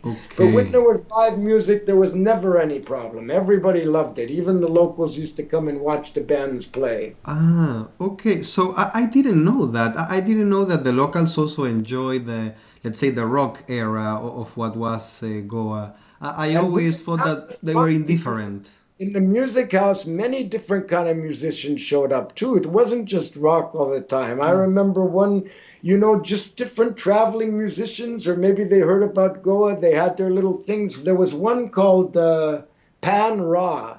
He Okay. was cool. He played these I think they were Hungarian. He had a couple of musicians like, and he played these pan pipes with bells on his ankles and whatever. And that was also, there was many different kind of S- different musics that showed up in Goa in those So days. it A was a wide whole scene then, like it really was different music, different people all There the was some time. jazzy stuff too. There was different, we had all kind of different musicians that showed up in different configurations of bands, and we had like 5 bands in the heyday. Hmm. And Juna Jam Band, Big Dipper Band, Netty Netty, and what was it called? Baga Beach Bums, I and love that one. there's a bunch of bands like. So wait, which one was the one that you made this song, Kali Does the Dance with? That was Anjuna Jam Band. Ah, all right. So this the recording that you sample, it's from that Yeah, time. that's a recording I have that was February full moon 1978 Oh, and Juna Beach party live at sunrise. That track, Kali wow, does the dance. wow. And actually the recordings came pretty good because we had the stage there with everything, and then out in the sand, like 10 meter in front or 15 meter in front, we had a hut where the mixer was and whatever, and also the DJs in between bands would play from there. And Mm, then we had 2 big bamboo poles with microphones on the end, kind of wow. facing the stage from that hut, and Okay. the recordings were from that, but they Wow. actually came pretty good. Wow. Yeah. I mean, that sounds like you were quite set up, even though you were in some beach in Goa in the Well, I'd 70s. already been through the San Francisco. Once I got a hold of the amplifiers and made a sound system, I used to go periodically back to the States to bring drumsticks, guitar strings, Ah. effects pedals, microphones, this, that. Oh, I had wow. experience because I'd been in the music scene of San Francisco, and I'd been the equipment man for a band also. Mm, So I okay. had experience and I knew how to set, and I'm a good organizer somehow. I I organized see. it all. I see. No, it's very And interesting. in those days when we used to play at the beach, we used to come to Joe Bananas and get everybody to come and help carry all the speakers from the taxi stand down to the beach, Oh, no. and then afterward also, yeah. Yeah, exactly. There's no other way. And we used to have a generator, right? I remember once on one of the early parties, because then after I had a house at the top there also from the beach, and we used to we got a big wire and ran it from the house down to the beach. But first we had a generator like halfway up the hill, and I remember when it used to run out of gas, nobody wanted to go fill it. Everybody was lazy, right?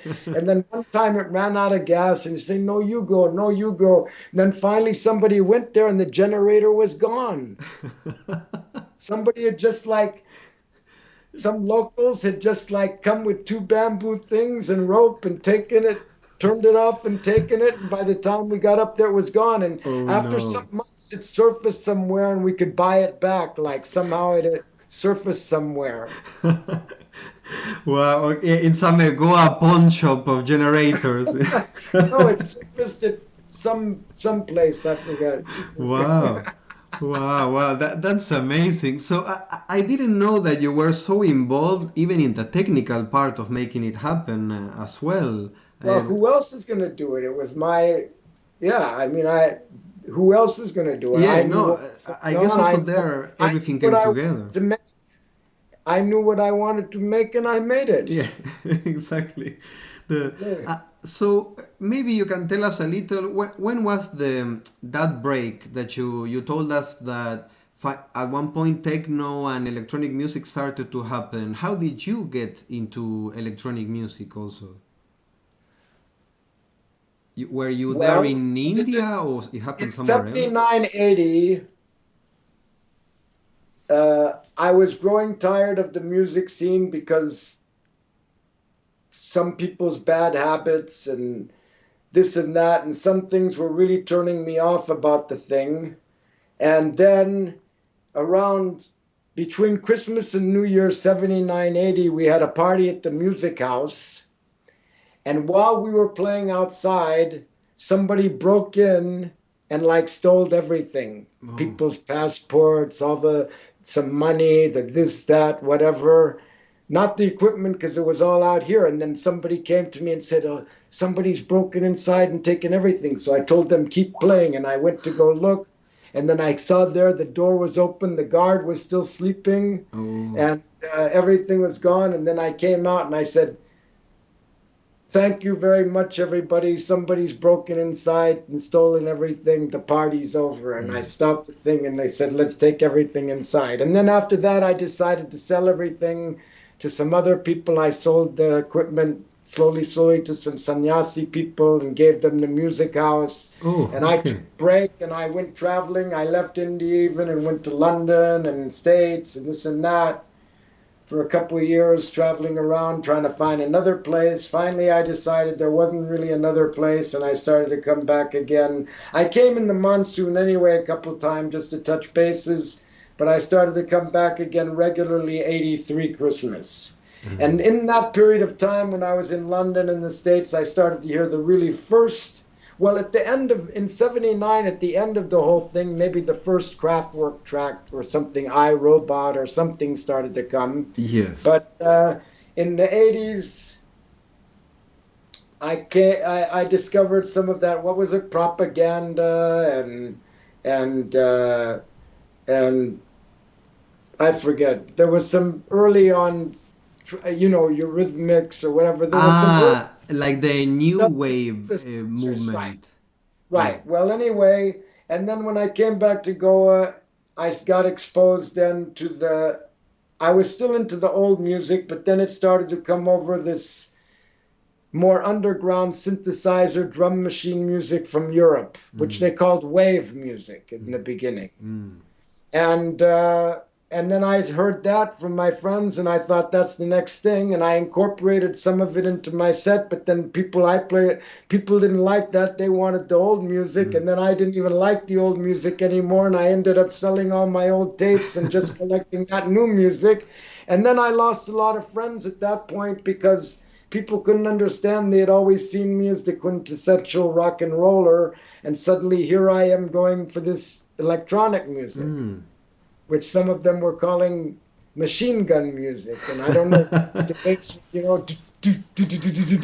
or whatever. So anyway, that was a growing period also, and there was a lot of resistance, but there was a lot of people also that liked it, and took a few years, but nearly everybody came into it after. Uh, okay, maybe here I would like to go a little deeper because it seems to me that at least when it comes to music, it was always for you very easy to move on and bring in what is new.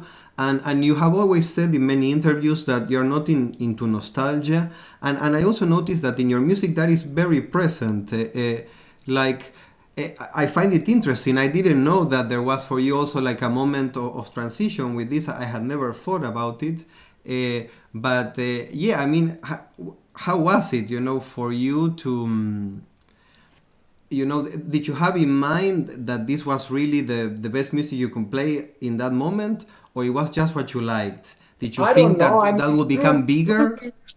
through the musical history, bubbles and fires of creativity have bubbled up here and there. But first, you know, whether it was Jimi Hendrix or Bob Dylan or this or that, and moving on different kind of music here and there, some really gems and of inspiration, creativity bubbled up, Hmm. and I just kind of always followed that, and it led to there, and that's what I still kind of follow. So I'm always. It's been a lifelong quest for the holy grail of music, like, Yes. and it bubbles up. The creativity and ideas and new things bubble up different places all the time. So I, just tried to stay on top of that, and luckily somehow it came to me. Yeah, no, if I may say, you are like a very good surfer. You have been able to catch every wave quite good. Because yeah, I mean, okay, so just to have an idea, when you started to Because I play, was always searching for new sounds and new beats. I didn't want to hear the same thing again and again. I hmm, want to hear a new twist, a new something a little different, right? So it's always been like that somehow. That's interesting because that's not the case for most of the people. People are into nostalgia and listening to the same Yeah. things over and over, and it's more familiar and comfortable. It I don't know, takes. even in Goa in those early days, we always had a new collection each year. And even when it wasn't enough collection, if it wasn't like in the really beginning, there wasn't enough music, say, for the full night and morning and whatever, then we would start playing till like midnight some of the best tracks from the season before, and then start with the new music. And then eventually more and more music came, so it wasn't necessary anymore. Even in the really beginning, we had to doctor some tracks where it had singing, but it had really good synthesizer music or whatever, and make our own mixes where we took out the singing, you know, Okay. two tape decks, Wow. recording different parts, and that used to be a something we did also. Like looping just a synth part and removing all the vocals, basically. No, Like, like using a stop and start on a tape machine and just recording different parts and trying to fit them all together wow. into a coherent mix. Oh, okay.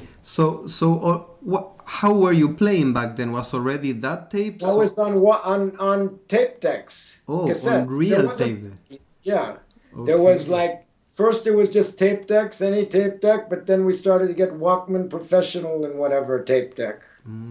And then when DAT came in, everybody moved to DAT. Some people moved to mini disc when it came in, but mini disc wasn't that great of quality. Okay, so For maybe I wanted to show you one or two pictures of this time to maybe you can tell us more and slowly we can get more into the present and your ideas of how is your life as a DJ as well. But I was very curious. You tell us a little about this. 1 second. That's all in Goa and around 70, that must be 71, 72, something. Okay. And then wait, I want to See, get. that's how the Goa freaks look then. This is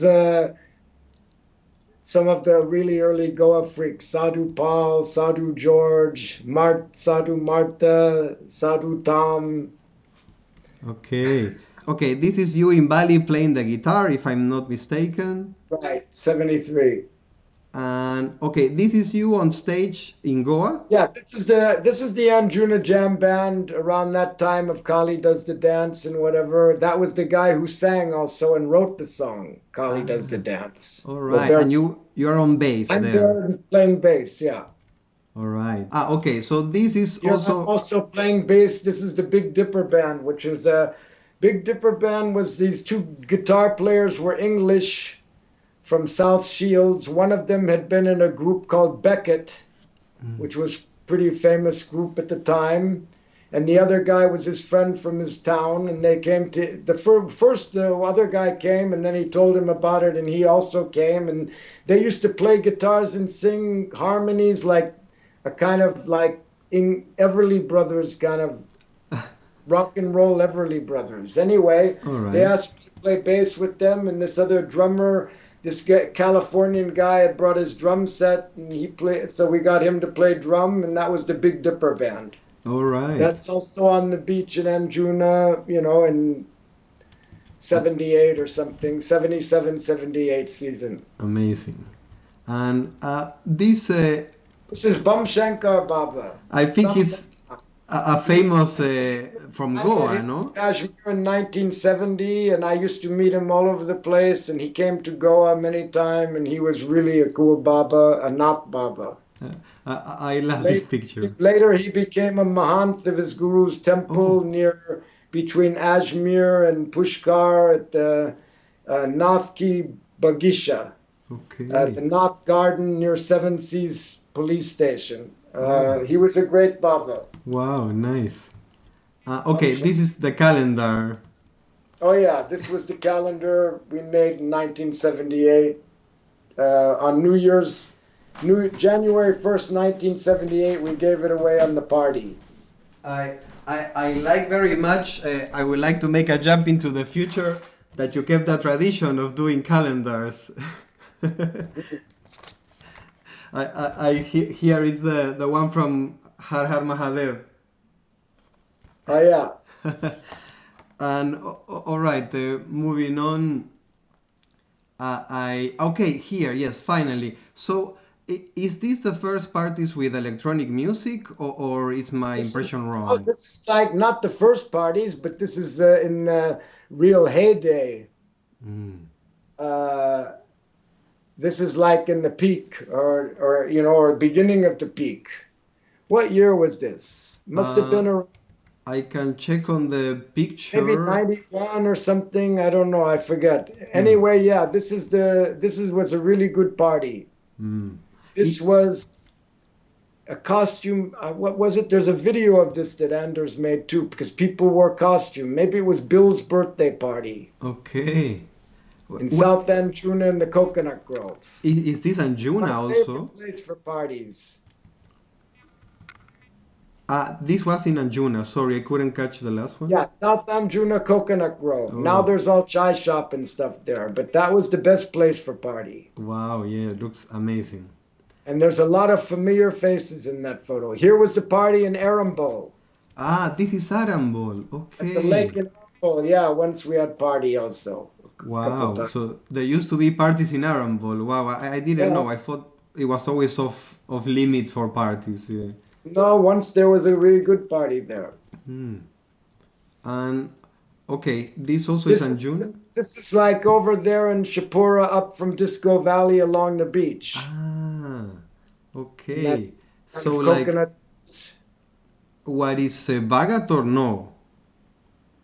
Yeah, I mean, kind of not small Vagator, but kind of like, yeah, I mean, Vagator, yeah. Okay.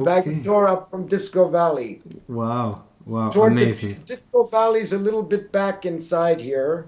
This is up near the beach from Disco Valley. Wow, okay. This really cool for me to see the spots that I know. Okay, this picture. Please tell us more. Yeah, that was that party in South End, Juna. Ah, so the same party we saw the other, like with Yeah, a lot of people. that's Ah, I'm of course I'm here in black, and then next to me is Laurent, French Laurent, who famous French Laurent, who was very influential, and maybe he was the first one I heard playing all that kind of music also. okay. And how And he was had it? a very good way to play and a really good taste in music, and he's still my friend. He's a great guy. How was it there that you're playing? Would you kind of play all together, or it would be one after the other? Yeah, here we were kind of playing together. Yeah, the Mm, two of us. Sometime we played many time we played separate, but this time he asked me to come and play with him. mm, I played with him a few times some season. And then Rudy, the other friend, I used to play with Swiss Rudy a lot also. And Rudy also used to play with Laurent sometime too. Rudy used to bring a lot of the music from Europe also. mm. And we used to share all the same music. Probably around these years was when you first started to make your all-night parties with electronic music, or when was, like, let's say the first parties Yeah. with you as a DJ with electronic music? With electronic music, Mm, probably around 86. 86. And you were already playing like the whole night? Yeah. So this concept was always there. Yeah, yeah. Even when Laurent played or Rudy played or we played together or Rudy and Laurent played together, it was usually whole night. Ah, A little okay. bit later, it started that some people shared the nights and stuff. But generally in the beginning, it was a whole night. Yeah, because it was a story. I mean, they had the same idea as me, and I took a lot of influence from how they played and their idea of music, and we all did it in that way at that time. No, It was because all for me, night, huh? All eh, night, whether one DJ or whether you played as a team, but normally it was all night because it was all one story. hmm. Later, some people made where split the night with somebody. Maybe it was too long for them, I don't know. But then there would be somebody playing first and then somebody playing morning or something, somebody playing night, somebody playing morning. It happened, but we used to do whole night. And Okay. into the No, because me, I'm curious to see how you started to put together all the elements and pieces of what would be basically what would become like your one of your major works, at least with music, which would be your career as a DJ and your compilations. When did you feel that finally, there was enough music to really start the first steps of what you would define as redefining the ancient ritual for the I don't, 21st I mean, century? it's always been a growing. I mean, that I must have come up with that slogan in the beginning of the 90s or late 80s. Uh, just came to me. Hmm.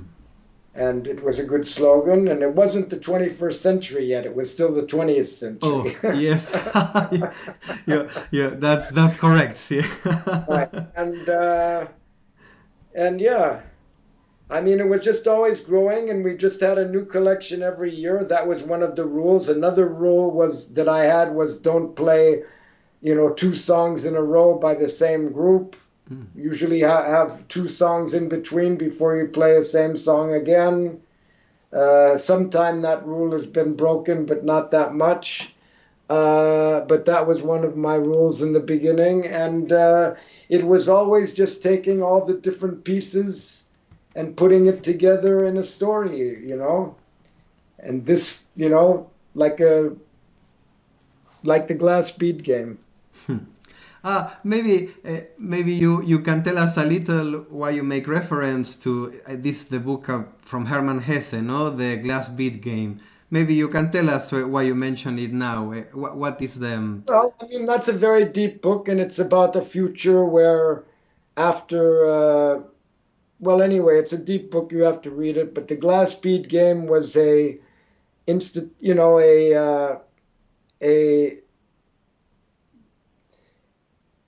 it was like became like a kind of a religion in that book. There would be a panel and people would come and listen like as if you would go to church, and they would take a piece of music or a piece of mathematics or a piece of science or this or that, and they would like use different things to try to take it higher and higher until it touched the idea of divinity. Wow. And so I feel that I try to use the music in that kind of way as steps and building blocks and building stairway to heaven or whatever. Oh, wow. Touch divinity. Oh, wow. Okay, that's very significant. Maybe now we can finally go to something that I have a lot of interest in, and maybe it has been the wider effect you had on the world. For example, with your set, I find it very interesting that you already had these rules like make a new set every year. Once trance got defined and you were playing more what we know today as trance, and you were doing your first tapes, how did you get the music? Because at that time it was probably just there was no way to get it. There was no CD. So how did you get in touch with the early trance? It depends what period you're talking about. Okay. By the time the 90s came, then in the 80s we were just collecting music. When I came to the West, I would look for records and record them to cassette. If I went to Bangkok, I would look for cassettes that maybe had some kind of electronic, whatever, disco mixes or whatever on them. And I would just collect from wherever I could. And then people would bring also from Europe. By the beginning of the 90s, in the end of the 80s, musicians heard about Goa from England and different places and started to come and hang out and saw the dance floor and went back and made music that started to fit to Goa. So that's when the Goa Trance started to happen more. And then by that time, then we knew many of the musicians, and so we got the music from them. And then that's just kind of gone on. And with the advent of internet and computers, then it's become very easy because people can just send it across. Yes, because now, for example, now I would say that you, most of the time, the music you play, it's music you receive. No, you don't look for it so much. Or sometimes you still I did. receive a lot of music, so I have to go through things and decide what's good for me and what fits where and whatever. It's still, but no, I don't have to go be at the record shop every week on Wednesday afternoon when all the records arrive. for the DJs and see which is the cool ones. I mean, luckily here in San Francisco, what I was looking for and what the local DJs were looking for at the time was much different. So nobody really wanted the records I was interested in, so that was kind of cool. But anyway, yeah, I spent a lot of money on records at one time. Mm. And But record them in cassette and bring them to Goa because traveling with turntables and records is impossible. And on those days, the jet set nomads or whatever you want to call it, everybody had cassettes, mm. in the beginning. So already there, for example, like the whole idea of that the whole part is an initiation and to put so much intent on it, I'm sure this you had experienced it before, but do you feel you were the one to make it more obvious and open and more oriented to I don't know. spiritual? That was just the way I look at things. Everybody looks at things in a different way. I just had, that was my intention, and that's the way I look at things, and that's how I expressed it. And hopefully, some other people think in the same way, but I'm only speaking for myself.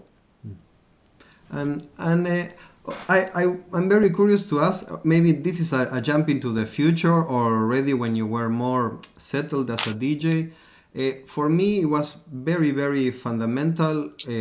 The first time I heard you play, you were already playing Dark Side, and it was already quite experimental, interesting music. So for me, the first time I see you play is 2005, and for me, something that I notice in many of your sets is how you build it, how the progression is, and maybe you can tell us a little about this and about how you organize the tracks, how you build the set for 24 hours. And yeah, because it must take some time also to. I don't know. It's all kind of spontaneous. I mean, I listen to the music when I collect it, and I decide whether it's better for early night, middle night, late night, dawn, morning, afternoon, whatever. And or some might be good in multiple places. And then I just then it's kind of spontaneous. I just start with whatever, and then I build it from there. And sometimes I find good combinations that I might use for that year or whatever, or sometimes it changes, and more tracks are always coming in. So usually between each event, there's some new tracks that came in, so it's always changing. And yeah, I don't know, it's just like that. Just Because your set is always, you always start a little before sunset and then you finish, sorry, a little before sunset and then you finish on the next day, normally on sunset or even after. So then yeah, you select the tracks for each moment, yeah, contemplating the movement of nature, basically. right.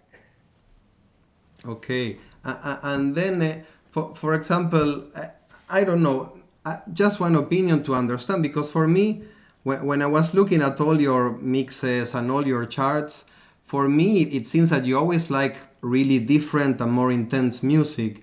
So, how was it for you? Is it just a natural thing, or for example, when there was a moment where trance break and it was more full on and suddenly more dark side. Was this an easy choice for you or a natural thing to decide to play what is more intense, darker music in a way, or you don't feel it's dark?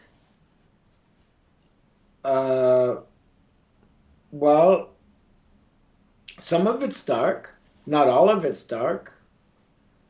I don't know. I mean, it was just the evolution again. You know, new music new ideas keep coming in, and some other ideas kind of get caught in a formula. So I don't know. It was just as I see kind of the evolution of the music, and I was just following it. No, because for me, I have to say, for example, again, it takes some courage to play all this music for a lot of people. Sometimes the experience of listening to this music, for example, me as a listener, and I'm sure many other artists that listen to you, we were really touched when you play this music, which is so intense. And I wonder if you are aware of that, of the effect you have caused, on many generations, and how much, all these young people that listen to you then go back home and make music and send it back to you, and it's like a, Yeah, yeah, that's cool, no? yes. That's great. Like, I don't know if you noticed that. I'm just doing my thing and sharing the music that I like, and trying to make as I said many times, for me also, when I come there and set up the altar, the whole party is an offering to the cosmic spirit. So that's one of the ways I worship the universe also, and hopefully the universe comes, blesses everybody in that thing. So, that's part of the intent also. But it's just about sharing the experience. Yes, but for me, I have to say that eh, what you did, let's say that after all these 20 years, of you making the party, uh, Uh-huh. it's very strong, the energy in your events, and it's very strong what happens with people as well. For example, I don't know, I'm sure you must have heard from many artists that they had an initiation in your party. There's even mentions of you, for example, in Alien Mental's first album, he Right. dedicated the album to your mission of redefining the ancient ritual. So I don't know. For me, must be. If, I don't know if you're aware of how many lives you touch, and then how much music changed too because of your sets. In Right. many That's right. countries, you open the way for many people to have a career. For example, with people in Brazil, you were one of the first ones to play this music. And now in Brazil, people like Nucho and other artists, Joao Maramba, they can have a full career. So you really were like the spearheading the opening up with this music. Not many people dare to play it, and many people run away from the dance floor sometimes. But you keep them. Well, I'm just like, I just want to listen to, something interesting. Oh, it's as simple as On that. speakers. Hmm. I I'm really going liked something to, you huh? made in Argentina in 2005. There was not a lot of people, and you felt like you were not done yet, but there was no one in the dance floor, and I really admired that you did something which I thought was a like, yeah, it showed your knowledge of how energy works. What you did was you stopped the music and you made everyone think it was ending, and then you played like 8 hours more, and everyone stayed in the floor. And that was very interesting for me. It really impacted me to maybe like you when you saw Gurus the first time. When I saw you playing in the way you play, it had a lifetime influence for me. It was really significant. I wonder, could you share us maybe a little about the color coding of what you do in your cassettes Oh with yeah, the. I mean, I just put colors. What is it? Uh, Green is early night or middle night. Green is early night and middle night, and then blue is or middle night, late night, and then yellow is morning, and orange is late morning and midday, and then pink is afternoon, Oh, and for purple can me, be late afternoon. And then there can be different combinations. There can be multiple colors on one track. Yeah, but color coding helps me to quickly see where, what might fit in that time period. I always thought it was a very interesting way to make a map of all the styles, and kind of not get lost also in. I Right. imagine that when you play 24 hours, a lot must go through your mind as well. So I thought it was a very sensitive way to organize this music. Right. Well, then I can look through the tapes and see quickly and see, what the certain color thing might attract my eye, and then I might see something I forgot about. Okay, so all right, I had maybe one last question that all the people were very curious about, and maybe can be one of the last stories you share with us. Wait, let me share you this picture, and maybe you can tell us how this happened. It's a picture with you together with Albert Hoffman. One second, let me make sure you're seeing it too. There, here. Everyone was very curious how you got to meet him. Well, that's the second time. Ah, this is the second time. Yeah, Okay, the so first time, because the first time, yeah, that was the first time, ah, right? okay, this is the first time. Yeah, that was with a regular camera, like a print. And the second time, I had just bought a digital camera right before that party in Switzerland, like one of the first Sony Cybershot, and that was like number 15 photo. Wow, historical document. Anyway, that was we used to play. I used to play every year in Switzerland in those days. These were 2000, and this one is 2001. And we used to play for our friend in Switzerland, Lars, and his partner Mario. And they used to make party on Swiss Independence Day. And they were from a village not far from where Albert Hoffman lived, also his village, and same area. And they made a party that year, those 2 years, in the forest. There was a big forest behind Albert Hoffman's house where he used to go walking in that forest, and he's spoken about it. Anyway, the party was in that forest, and one of the guys involved also was the Roger, who was the kind of book publisher of Albert, and also his kind of secretary, and spent a lot of time with him.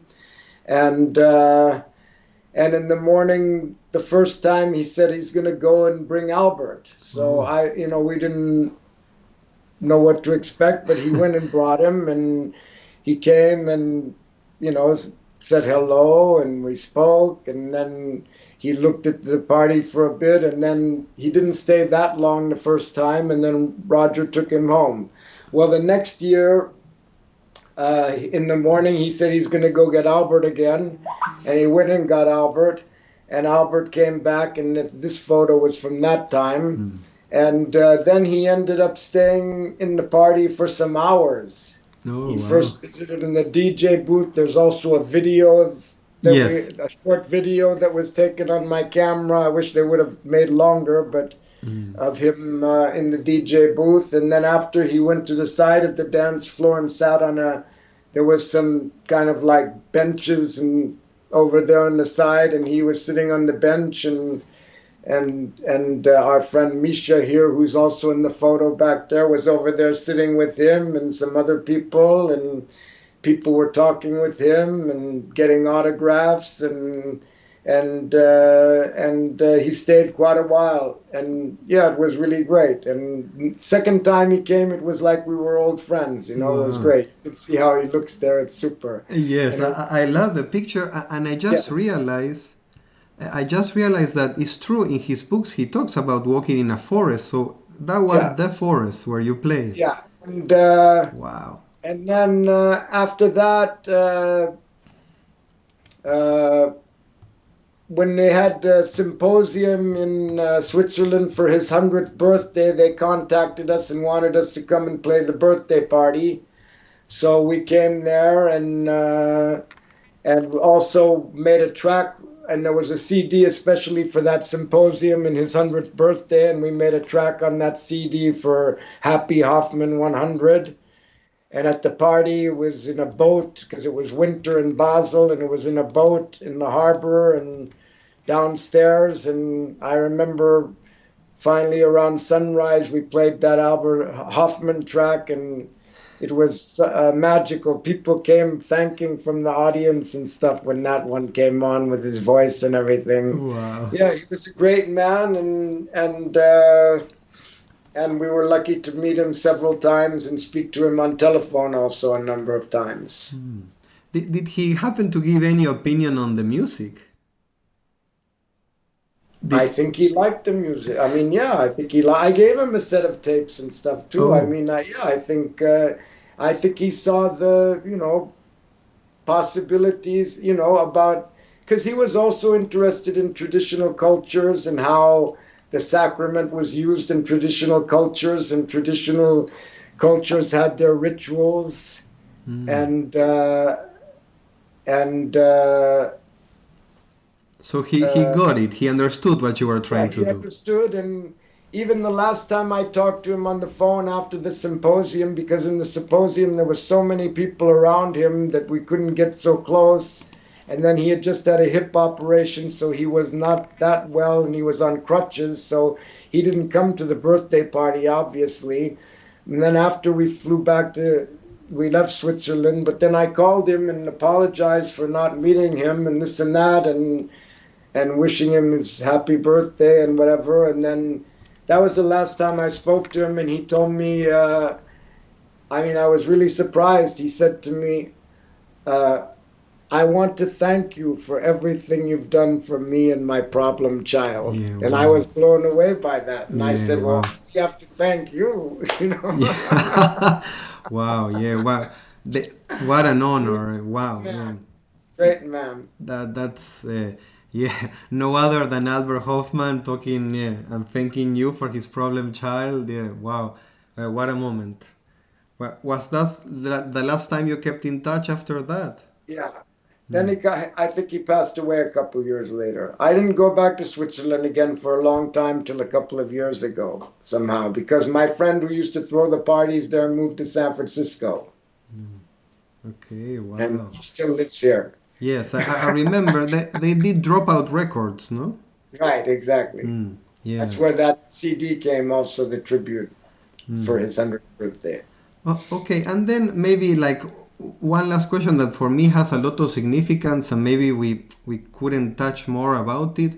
For me, when I was with you in Kumela, and when I was in Juna Akhara, and also by seeing you, and there is a lot of energy exchange, no, between the guru and the disciple. And for me, there's also an interesting comparison we can draw to the fact of something that many people have commented when you play, that everyone feels like you get into their minds. Everyone feels like when you smile, you are smiling particularly to them. So I was wondering if anything of this energy transfer also can translate as well into your role as a DJ, because for me that Well, was I very think that powerful. uh, everything's changing all the time, and it's all experiences. And the only thing that's certain in the physical life is change. That's the only thing that's constant. And everything that's happened is only, I've had so many good things happen, but it's only because of the blessings of Lord Shiva, Ma, and Guru Maharaj. And they've been leading me in my journey towards self-realization. And, and, when you get down to the common denominator or the substratum of this whole creation, it's all one energy, it's one consciousness that all of this is manifested from. And that consciousness we all share. So maybe they're feeling that consciousness, which is me and you and all of us, and thinking it's me, but it's Shiva. It's the consciousness, being consciousness bliss, Satchidananda. This is the substratum of the whole creation, and everything exists from this, from that. You are that, So they're getting, maybe through the ancient tribal ritual, they're getting in touch with their spark of that consciousness which exists within them in a clearer way than in some other situations, and feeling that consciousness, aspect of that consciousness that we all share, and just thinking it's me, but it's not, it's me, it's you, it's Lord Shiva, it's Ma, it's whatever, Guru Maharaj, it's you are that, Tattvamasi. Wow. So maybe they're feeling a bit of that. Well, So through meditation and all these practices and yam niyam and whatever, you can get more, you can learn to relax and go beyond fear and worry, and become one day by day more and more with that consciousness that underlies everything, that substratum of all existence. So, you know, what Oh, to say? We're all on that journey towards the one. no, yeah. I mean, if I have to say, like personally in my life, yeah, thank you for showing me that there was that way, and also to use such complex modern things to, in the end, go back to such an ancient knowledge, and yeah, I don't know. I'm sure I speak for many when I say that you have really touched our lives. It's not just music. There is something when you play and when you put music together that happens that yeah it has led our lives to in many of our cases, you Well, know. each music is like a language, and if you understand that language and can speak in that language, then and people who understand that language also can hear what you're saying and understand. Mm. Not everybody, but But it's there, yeah, at least you get to explain because it. some languages are more simple than others. Mine is a Mm. kind of, in a way, complex language. It's not for everybody. I have an eclectic taste in music because I've been in music all my life, and I'm always looking for the something, something sort of new and stimulating, but still with the aspects of what I'm looking for. And. Hmm. And what's your unit of measurement of that? I mean, does it happen more in your mind, in your soul? Where do you feel music? You know, where you find the confirmation I would inside you? say, uh, I would say in everything. I mean, in it's you know physical, mental, and spiritual. Mm. It should be Mm. that you feel things and experience things and can examine things or resonate with things and Yeah, I guess it goes back to with the whole Satchitananda. being, huh? It goes back to Satchitananda again. Yeah. That was the answer. I already got it. Hmm. Well, I just using the music as a tool and the DJ situation as a tool to do this thing and give this narrative. So I just find anything that fits into the narrative and try to use it in the proper place. Oh, I think it's amazing also how you found a way to renew, how to speak all the time to younger generations. Like now, for example, most of the music you play is younger artists, also people that have been around, but you have been one of the sources of novelty and discovery of new music and new styles since forever. This is also not many people have done that and continue their path, you know. Yeah, what should I say? No, That I'm is just getting the realization right now. Yeah. But yeah, and okay, maybe one last thing. You can anyways, tell us more. What's I've been so lucky in my life, like it's just been one kind of flow, and and somehow all the doors opened, and I've you know been exposed to good things which I followed and tried to improve upon, and what to say, it's all the blessings of the cosmic spirit. What to say? oh, well, I'm happy I was here in this lifetime when I got to witness your service. You know, it's been a pleasure. And I think I speak for many when I say that. Yeah. But the whole, my whole experience with the Indian tradition of Sanatan Dharma and Juna Akhara and yogis and sannyasis and all this, it's given me so much and shaped my life in a special way and, you know, saved me. Mm. Saved me. I've been so blessed through so many things, Mm. you know. Oh, yeah, I can see it was a true surrender, you know. Hara Hara Mahadev. Hare Hare Mahadev. Wow, yeah. It's very nice to be able to get to these points with you and know more what happens inside you. Um, If you want, you can tell us more. Maybe what's the plan for next weekend? How do you plan to do it? How is Oh, it going? I don't know. I can't do it here because neighbors are close and whatever. And so I'm going to somebody's house where it's a better situation for that and just set it all up and do it, I guess, Oh, and I see love what the happens. idea of digital darshan. I think it's very interesting.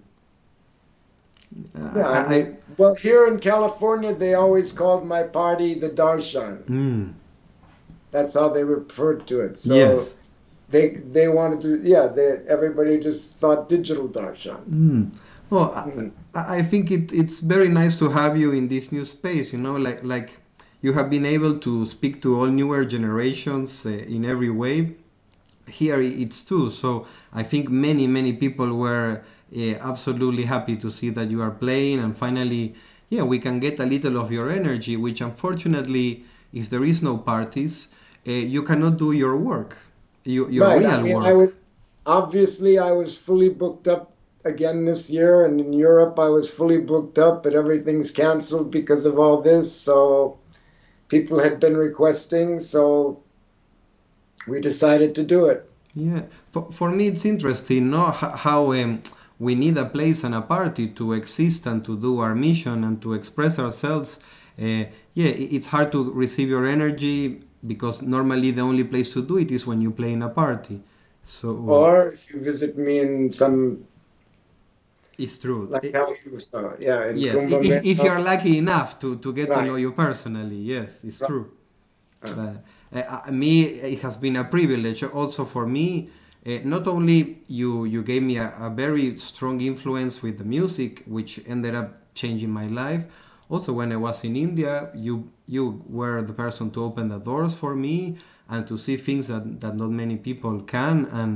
And yeah, for me, the spiritual side and all these ideas and all the practice and discipline of spiritual side is very important in trance and yeah, for me that's why it was important to talk with you too, because I still feel this is, as you say, no, not a disco under a coconut tree. It's an initiation. So for me, it's Right. very important to say that again, because maybe the newer generations didn't get to know the beginning of this, of this movement as well.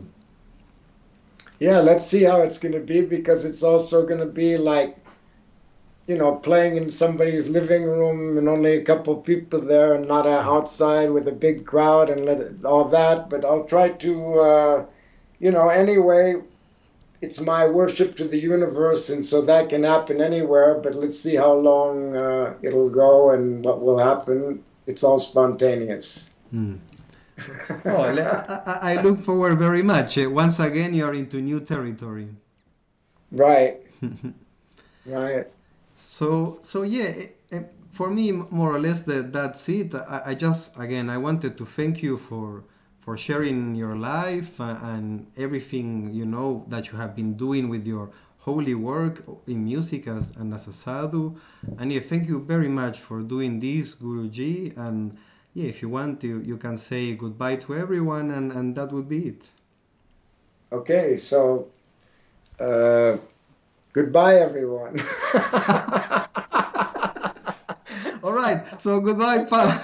No, you know, if you're in lockdown like us, I'm taking the time to, like I've been so busy in this lockdown because I have my schedule. I wake up at 4 in the morning, I wash up, I do my japa and meditation, then I go have a green tea, then I have a shower, then I wash the puja place and the lingam, then I do morning arti and offer water to the rising sun, and then been doing yoga and yoga san and pranayama, and then some more meditation, and then have a little lunch, and then in the afternoon do some other things, work on music, this that, and then evening again wash altar and do evening arti, and then dinner and go to sleep. So it's been a full schedule. But do it's you like being phenomenal. home? Huh? Do you like being home and this? I mean, did you welcome this break in traveling? For me, was nice. Well, I mean, yeah, I mean, I accept whatever's happening, what to do. There's nothing you can do about it. Mm. I mean, yeah, I'm happy to be doing this also. Mm. I mean, I'm sorry that the obligations that I had made for different events here and there around the world aren't going to be happening. So maybe some people are disappointed. I regret that. But, you know, we got to make the best of everything moment to moment. Yes. Oh, I'm very happy that yeah, at least we get to hear you finally on Saturday, and yeah, thank you again for doing this. It's been a pleasure for me. Okay, so everybody take good care, stay safe, uh, and keep moving forward in a positive spiritual manner. Om Namo Narayan Guruji. Om Thank Namo you. Narayan. Har Har Mahadev.